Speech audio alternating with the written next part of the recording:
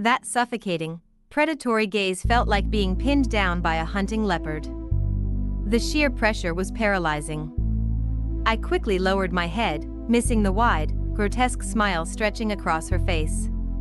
What did she mean by that? Who found her secret and who is getting tricked? Means being lied to, right? Who is being lied to and who is the one doing the lying? I silently scanned the remaining students in the room, committing them to memory. Aside from me, Chloe, and Cynthia, there were only 15 others left, including a couple of guys named Leo and Maya. I pulled out a piece of scratch paper and quickly scribbled down all 18 names, determined to watch every single one of them. Suddenly, loud, frantic footsteps echoed from the hallway outside. Since my seat was right next to the window, I looked out and saw Garrett sprinting toward the classroom door, leading the panicked remnants of the exploration group. But before they could reach the threshold, the proctor gently snapped her fingers. Ding! Time's up.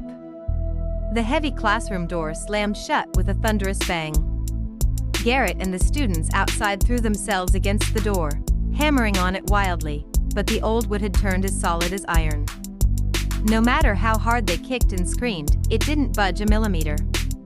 Desperate, Garrett ran to the hallway window next to my desk and unleashed a violent kick, trying to shatter the glass. But the fragile, decaying window remained completely indestructible. The students outside put everything they had into breaking it, but the glass didn't even vibrate. Watching the chaotic struggle outside, the proctor slowly walked over to the window, smiling warmly at Garrett through the glass. Disrupting the exam hall is strictly forbidden. She snapped her fingers a second time. A blood-curdling nightmare unleashed outside. Out of nowhere, the hallway was suddenly flooded with dozens of pale, dead-eyed students from the third floor. But unlike their previous terrified expressions, their faces were now twisted into wide, identical, manic grins.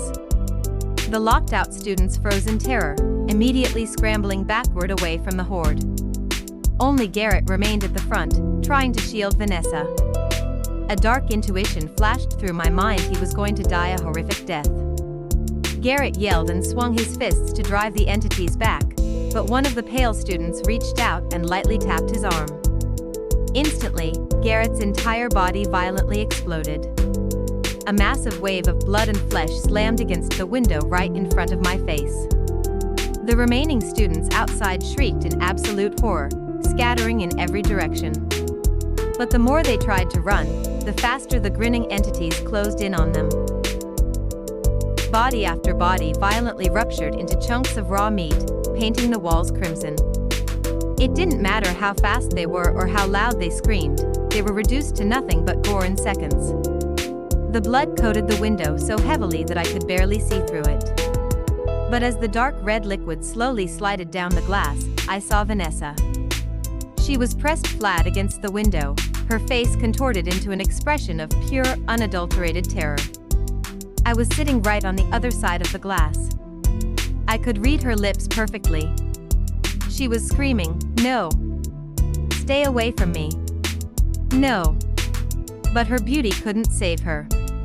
A pale, dead student, a boy whose face looked exactly like Garrett's, reached out and grabbed her hand. Vanessa's beautiful face instantly ruptured, disintegrating into a shower of shredded flesh. A sharp snap sounded right next to my ear. All right, the tardy students have received their punishment. Now, let us resume the exam. I slowly turned my head.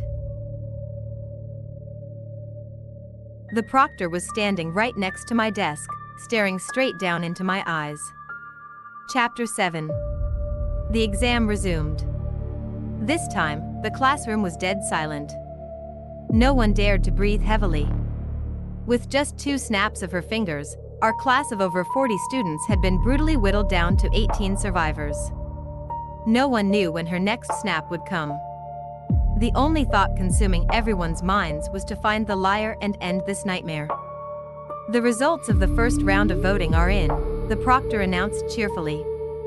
Excluding those who forfeited their eligibility, here is the official vote breakdown. She turned to the blackboard, picked up a piece of chalk, and began writing.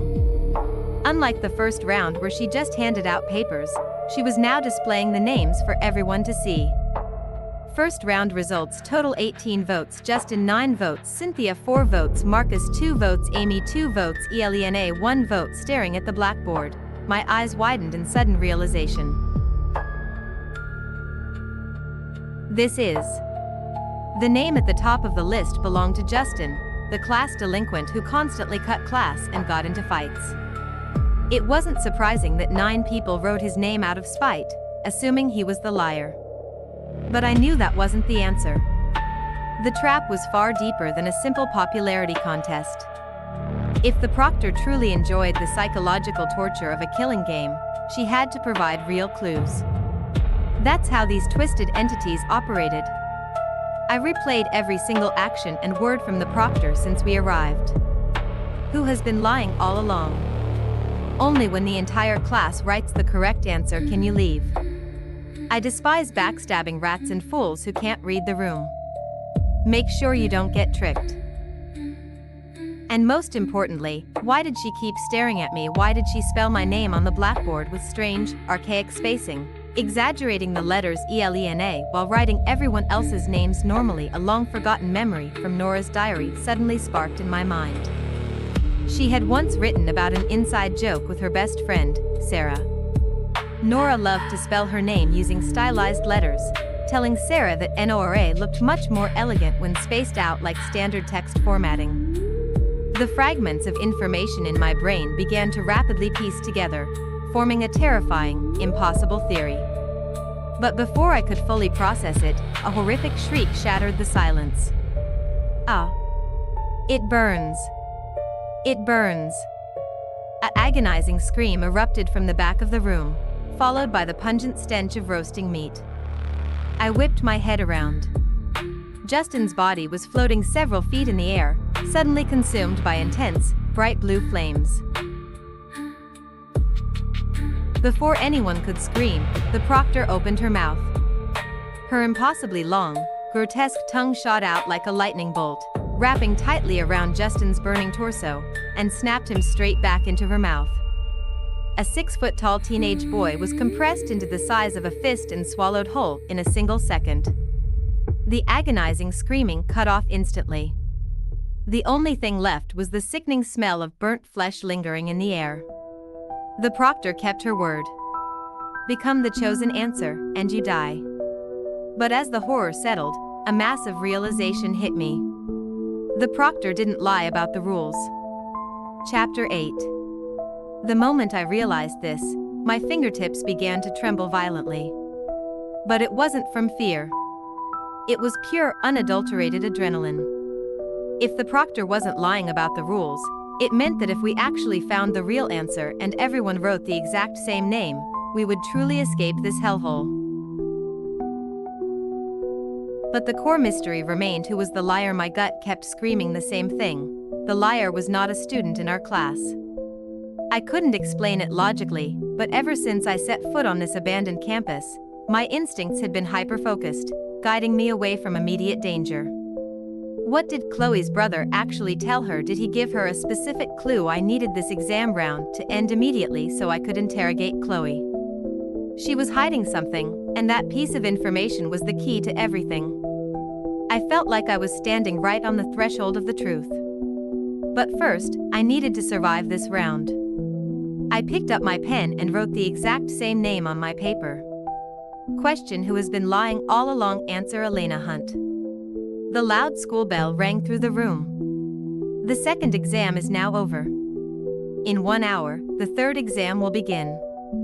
Another grueling 60 minutes passed, and with a swift snap of her fingers, the proctor vanished from the podium.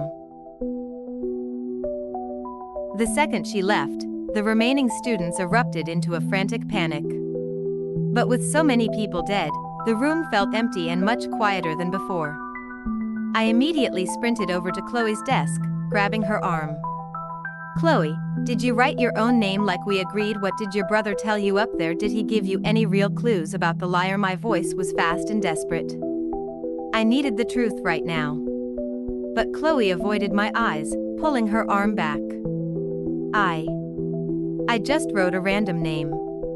My brother, he just said he can't leave that room. He didn't give me any clues. Oh. Is that so? An intense wave of suspicion hit me? She is lying to me. I knew Chloe better than anyone. She was brutally honest and terrible at hiding things. When I grabbed her hand to press further, she violently shoved me away. That explicit, cold rejection sent a wave of hurt through me. We had been inseparable since elementary school, sharing every meal and secret. She had never reacted to me like this before. What happened to her up there? What did Brian say to her about me? Before I could ask, Chloe completely bypassed me and grabbed Cynthia's hand. I need to use the restroom. Cynthia, can you come with me? I don't want to go alone. Without giving me a single glance, Chloe dragged the class president out of the room. I stood by the window, watching them leave.